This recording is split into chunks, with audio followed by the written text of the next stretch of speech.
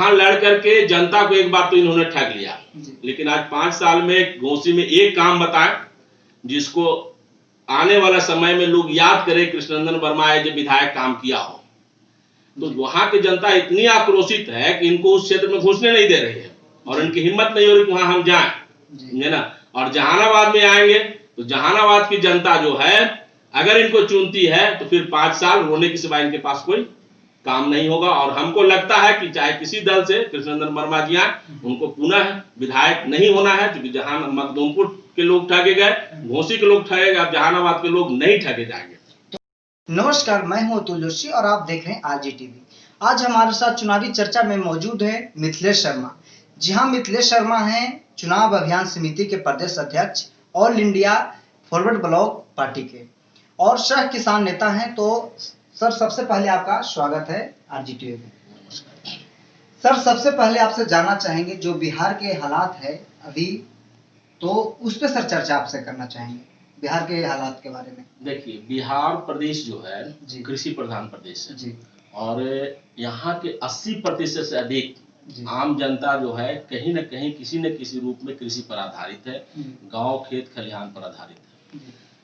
अभी जो बिहार में सरकार है या पूर्व की जो सरकारें थी, यह किसानों के हित में कोई ऐसा काम करने के लिए तैयार नहीं, जिसके वजह से आज किसान की हालत बद से बदतर है बिहार में। और खेत खलिहान से जुड़े हुए जो लोग हैं, शब्द नहीं है उनके बारे में कैसे हम लोग व्यक्त करें, इतनी बदतर स्थिति। तो क्या लगता है सर कि किसान विरोधी है नीतीश सरकार? 100% किसान विरोधी है, किसान, क्योंकि अभी जो फसल का दाम आप देख रहे हैं, 1500 रुपये क्विंटल कोई गेहूं लेने के लिए तैयार नहीं है। चावल का रेट एकदम नीचे गिरते जा रहा है और सरकार जो मिनिमम रेट घोषित की है, जो विभिन्न एफसीआई और अन्य माध्यम से जो कहती है कि मैं लेता हूं, तो मात्र 6% कृषि उत्पाद को ही सरकार खरीदने में सक्षम हो पाई है, जो सरकारी रिकॉर्ड है। बाकी जो 94% किसान का उत्पाद है वह भगवान भरोसे है, मंडी में महाजन के भरोसे है और किसान की हालत दिन पर दिन खस्ता हालत होती जा रही है। तो क्या लगता है सर, जैसा कि आपका भी पार्टी है और आप किसान नेता भी है, तो आपका पार्टी सर क्या तैयारी कर रहा है? जैसा अभी चुनाव है तो चुनाव में क्या तैयारी कर रखा है सर? देखिए, all India forward block Netaji Subhash Chandra Bose और किसान आंदोलन के महानायक स्वामी सहजानंद सरस्वती ने मिलकर बनाया था 22 जून 1940 को, और हम लोग उसको पुनर्जीवित किए हैं बिहार में। और इस वर्ष का चुनाव जो है किसान को केंद्रित कर ही लड़ा जा रहा है बिहार में। किसान के बच्चे, उनको मूलभूत सुविधा का जो अभाव है, उनको शिक्षा से जो वंचित किया जा रहा है, यहाँ के किसान सिंचाई, पढ़ाई और खेत खलिहान से जुड़े हुए जो लोग हैं, उनको जो स्वास्थ्य सुविधा में जो जर्जर व्यवस्था है, वो उसको मुद्दा बना करके हम लोग बिहार में चुनाव में इस बार 2020 में आ रहे हैं और किसान केंद्रित ही हमारी लड़ाई इस बार होगी। तो क्या लगता है सर, जैसे थर्ड फ्रंट बन रहा है, तो आपके पार्टी थर्ड फ्रंट में शामिल होगा?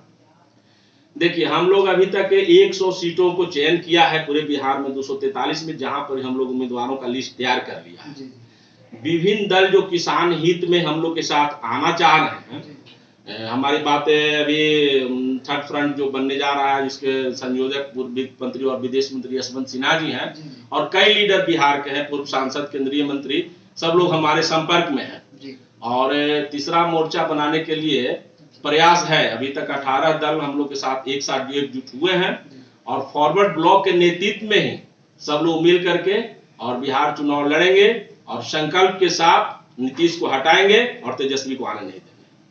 यानी तेजस्वी को भी आने नहीं देंगे और नीतीश को भी हटाएंगे। तो क्या लगता है सर, सीएम कैंडिडेट कौन होगा, मुख्यमंत्री फिर कौन बनेगा? देखिए, ये तो मिल बैठ के तय किया जाएगा, क्योंकि हम लोग पूर्णतः किसान आंदोलन से जुड़े हुए कार्यकर्ताओं को ही तवज्जो दे रहे हैं। विधानसभा चुनाव में हमारे टिकट से वैसे कार्यकर्ता लड़ेंगे जो जन समस्याओं के लिए आंदोलनरत रहे हैं, चाहे वह सिंचाई को लेकर के हो और शिक्षा को लेकर के हो, स्वास्थ्य के मुद्दे पर हो, बाढ़ और सुखाड़ की समस्या को लेकर के जो भी जन आंदोलन से जुड़े हुए हैं, उन तमाम कार्यकर्ताओं को हम लोग विधानसभा में उम्मीदवार बनाने जा रहे हैं, जो अपने अपने क्षेत्र के जन समस्या के लिए संघर्ष कर। शिक्षा का स्थिति बिहार में क्या है?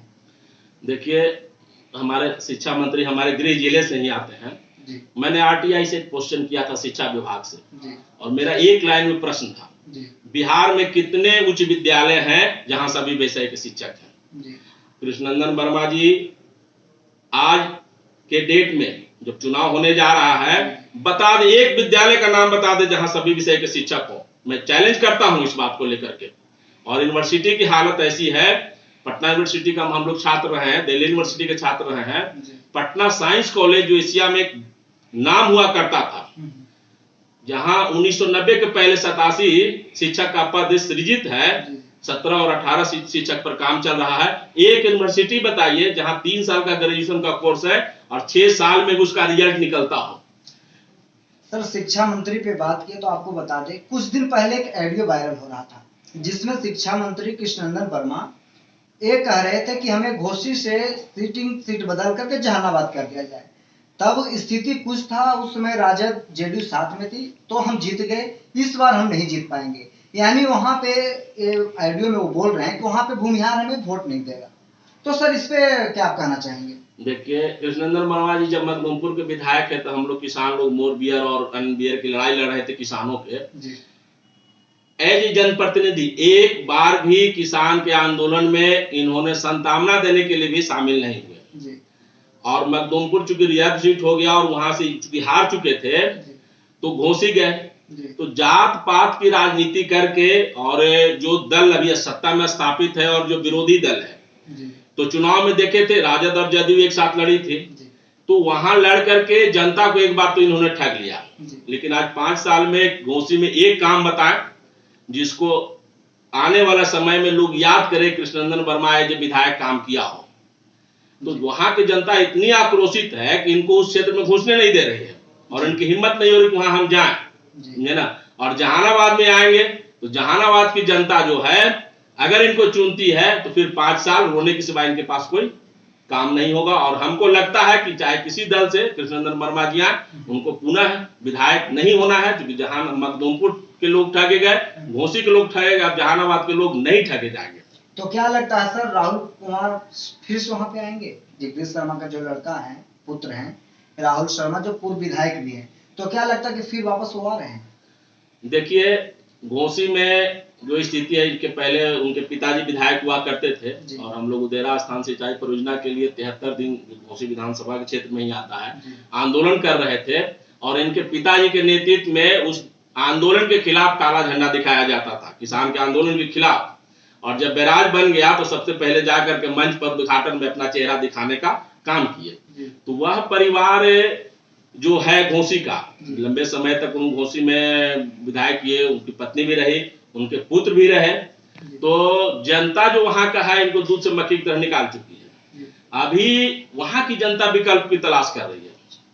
अगर कोई अच्छा उम्मीदवार आएगा वहां जो जन आंदोलन का हिस्सा रहा है, शिक्षा के क्षेत्र में काम करने वाले, सिंचाई के क्षेत्र में काम करने, जनता उसको सम्मान करेगी। कोई नहीं रहेगा तो विकल्प जब नहीं रहेगा तो फिर घोसी की जनता फिर राहुल को ही चुनेगी। सर, आप मगध से हैं और जहानाबाद से हैं, तो मगध विभूति के रूप में फिदा हुसैन साहब का नाम आप जानते होंगे, बहुत चर्चित था उस समय। तो सर, फिदा हुसैन के अगर परिवार को, जैसा कि देख रहा हूँ, बिल्कुल इग्नोर करने का काम किया कांग्रेस पार्टी भी, और भी पार्टी कोई इनको तरजीह नहीं देने का काम किया। तो सर, इस पे क्या कहना चाहेंगे? वो स्वतंत्रता सेनानी थे, इस पे सर आप क्या कहेंगे?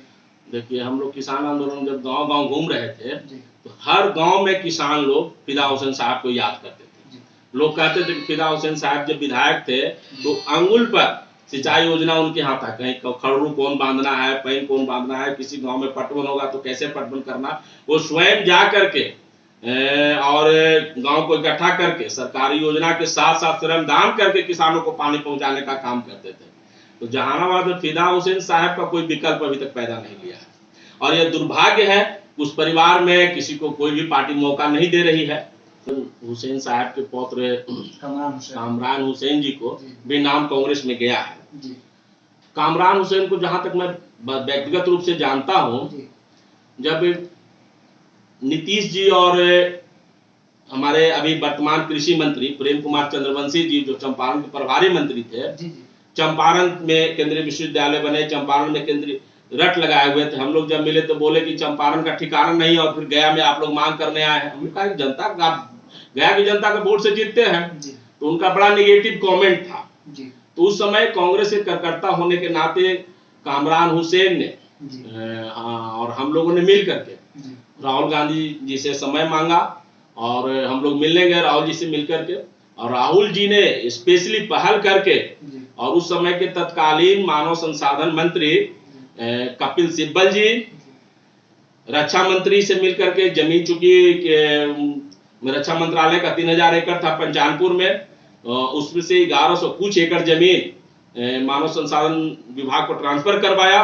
और चंपारण से पहले केंद्रीय विश्वविद्यालय की स्थापना मध्य बिहार केंद्रीय विश्वविद्यालय जो स्वामी सहजानंद सरस्वती के नाम पर प्रस्तावित है, जो बन रही है, निर्माण हो रहा है, अभी क्लास भी चल रहा है, उसमें मैं तो कहूंगा 100% कि अगर किसी ने संघर्ष किया है, किसी ने उस आंदोलन को, उस केंद्रीय विश्वविद्यालय के लिए अपने आप को झोंका है, तो सैयद कामरान हुसैन है। और सैयद कामरान हुसैन चाहे किसी दल से हो, कहीं से मगध क्षेत्र में कहीं से अगर टिकट मिलती है तो वैसे लोगों को सदन में जाना चाहिए जो शिक्षा को लेकर के इतना संवेदनशील है, और सौभाग्य होगा, सदन गौरवान्वित होगा।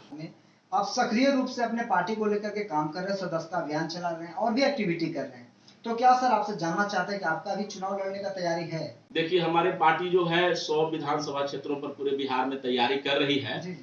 और बाकी 243 में बाकी सीटें हैं वो गठबंधन को दिया जाएगा।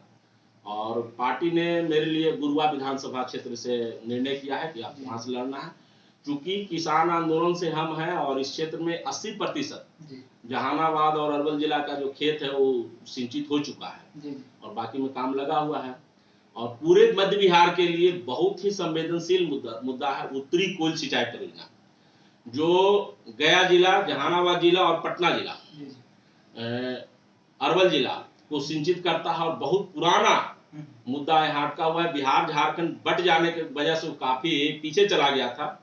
कई जनप्रतिनिधि से हम लोग मिले, देश के तमाम सांसद से मिलने के बाद, स्थानीय और दूसरे क्षेत्र के सांसद मिलने के बाद इस पर पहल हुआ है।